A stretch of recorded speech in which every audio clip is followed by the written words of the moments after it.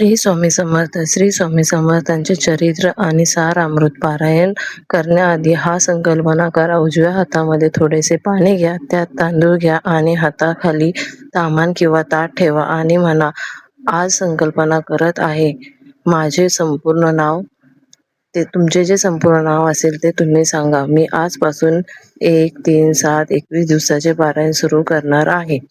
तरी पण पारायण करत असताना ह्या पारायणाचा लाभ मला आणि माझ्या घरातील सर्व सदस्यांना मिळू दे.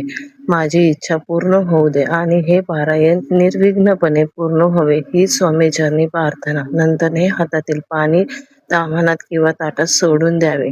असे पारायण पूर्ण संकल्पना केल्याने तुमच्या इच्छा मनोकामना लवकर पूर्ण होतात आणि तुमचे पारायण पूर्णपणे पूर्ण होते. श्री स्वामी समर्थ.